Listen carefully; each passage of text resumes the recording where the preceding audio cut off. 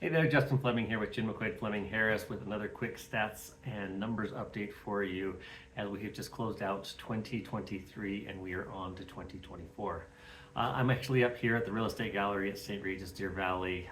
Behind me you can see the beautiful scenes of people going out enjoying what is currently some fresh falling snow. We've been in need of it, so hopefully you and yours are able to come out and enjoy some of this new falling snow.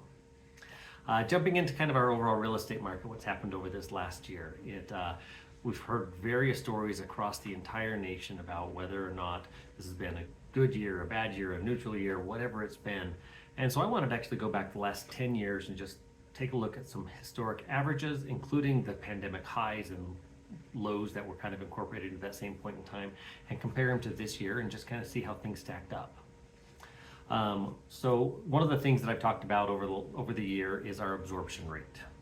Absorption rate is basically the number of months it would take to use up the current inventory. If we look back the last 10 years and take the average of the last 10 years, it is 6.6 months to use up the inventory we currently have.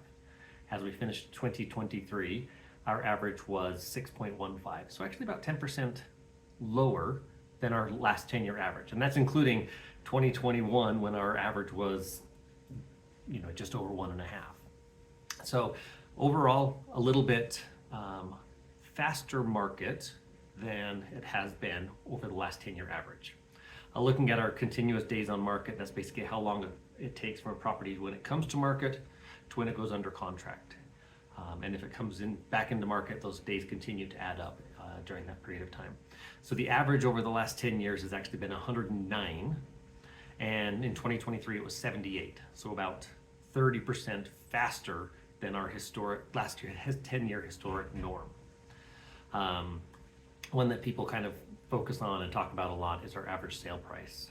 Average sale price in 2023 was actually up about 8% from 2022. And if you go back the entire 10 years, I thought it was a little bit unfair to leave in 2020 and 2021 as they both had 20+% average sale price increases. But if you exclude 2020 and 2021, our average appreciation in our average sale price is 6.8%. Like I said, 2023 was actually 8.1%. So in terms of a typical historic range, slightly above average for 2023. And then looking at our total overall inventory, what's happened there, 2023, we actually were about 10% fewer new listings coming to market than would historically come to market. So typically we'd have about 3,300, we had about 3,000. Then likewise, when it comes to the number of sold listings, typically we have in our market about 2,200 properties sell over the course of the year. That's the entire MLS.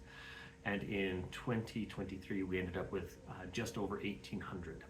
So fewer sales than normal, fewer listings than normal, higher prices than we've seen in past years.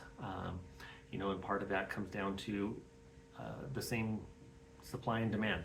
Our overall inventory has been lower than historic norms. It is starting to come up on the peripheries outside of Park City area, but it's really segmented, and we'd love to be able to help you and your family or friends decide if it's a good time to buy or a good time to sell or what fits into your personal strategy.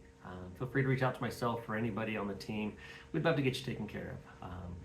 Ping us when you're coming into town. We can see if we can meet you on the slopes and just make sure you're taken care of.